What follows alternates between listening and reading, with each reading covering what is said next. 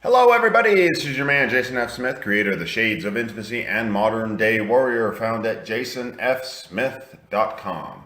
Welcome to Shades of Intimacy Daily Download Edition. Today's topic is Grave diggers. grave diggers. Grave diggers, grave diggers. Sit back, relax, and welcome to today's Daily Download. So I'm welcoming a frequent guest to the podcast who actually does some on her own. It's my wife, Jennie Stanchfield. Hello. So I got a story for you. So I went to the cemetery the other day with my two sons, Asher and Riley, and we decided to take our dog Cinder. And she is a American Bulldog cross with a German short-haired pointer. She's about 10 years old, and she's gotten a little, curmudgeonly. Mm-hmm. Yep. Curmudgeonly in her old age. Yep. She's got an attitude, so to speak. So we took her there, and we were going to visit Samantha's grave. That is the mother of the boys. And we let Cinder out, and this thought flashed through my mind. I sure hope she doesn't go and dig something up. And that was just the thought that went through my mind. And of course, she's a good dog. She's not really a digger.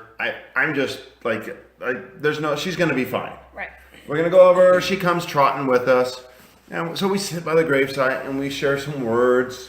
And I look around at one moment and I'm like, where's Cinder? And I turn my back and I look over my shoulder and there is a fresh grave. They haven't even put that layer of sod back on it. Nope. So it's just a square coffin-sized patch of dirt. And Cinder is full on digging. Just paws motoring. Just dirt is flying past her the other way. Just I've never seen her dig like this in my life. And I am sitting in the cemetery horrified. It's cringeworthy. This is a cringeworthy moment. I'm like, no. And I call her and she just comes trotting over and her nose is covered in dirt and her paws are muddy.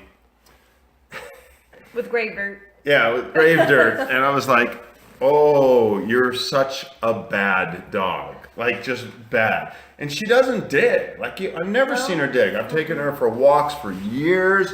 I mean, we've walked everywhere. I've never seen her dig into anything. And here she is, just motoring into a fresh grave. Okay, so besides the cringeworthy humor of the story, why am I telling this story, Jenny?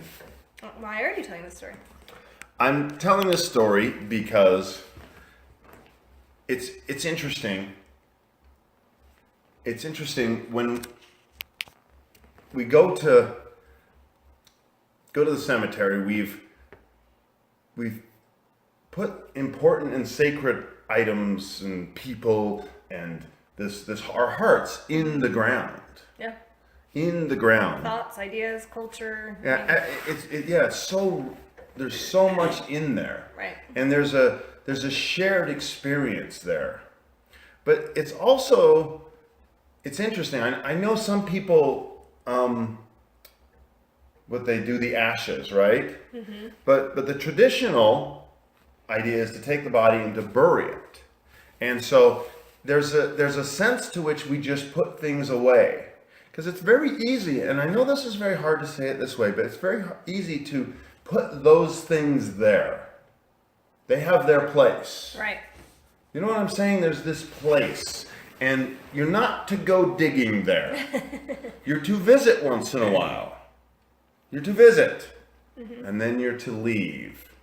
And so when I'm watching my dog dig, it's like digging this stuff up. With innocent... Oh, yes, she's innocent. So the lesson is, though, to me, is that we've come to this, it's a ritual place, it's a sacred place, it's an agreed upon cultural place where we're going to bury things. Mm-hmm. And we're gonna leave them there. And when my dog started to dig that up, as horrified as I was also thinking about the concept of digging these things up, of digging these parts of ourselves up that we've buried. And I'm not saying that we don't honor the dead.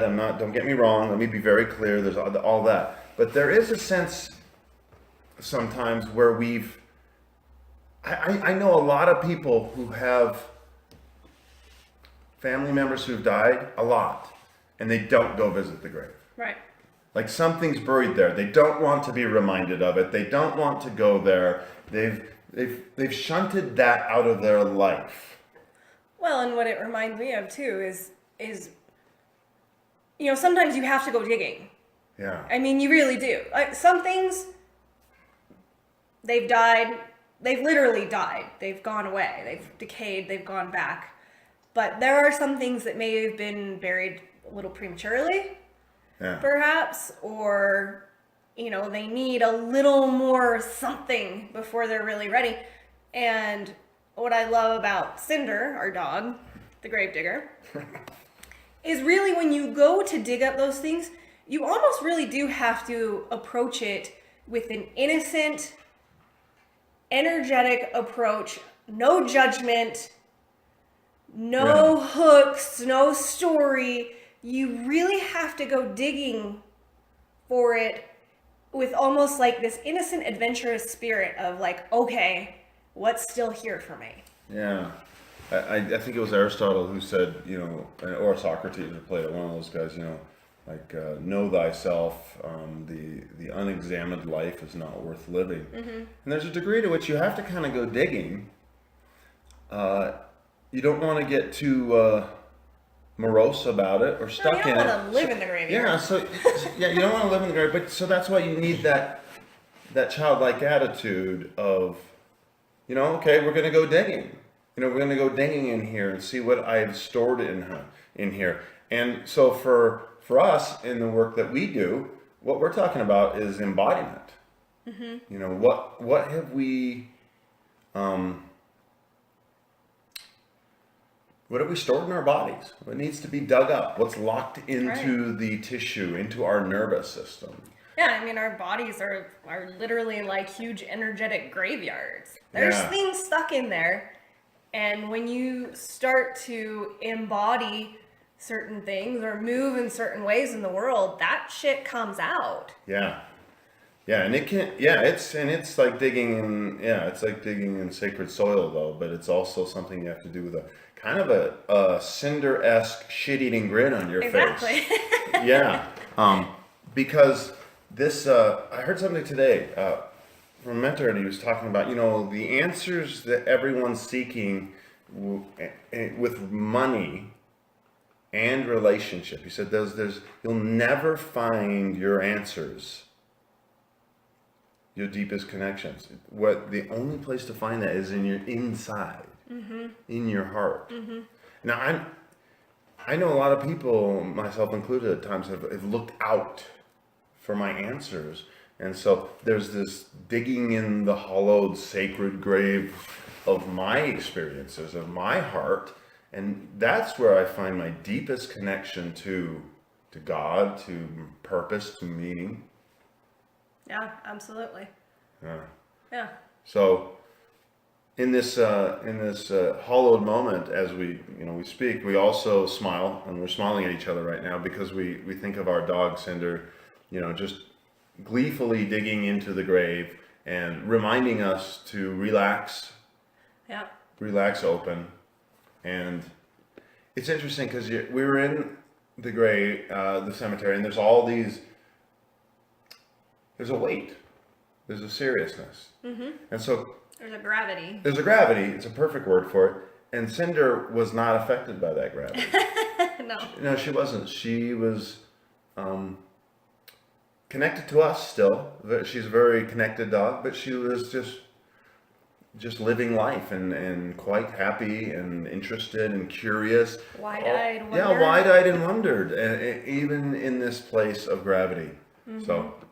So it's a great approach to life. It is a great approach to life, and yeah. So I would like to challenge everybody here to to go to the graveyard, to go to a cemetery, to go to a place that's sacred to you, right? And try to find your smile.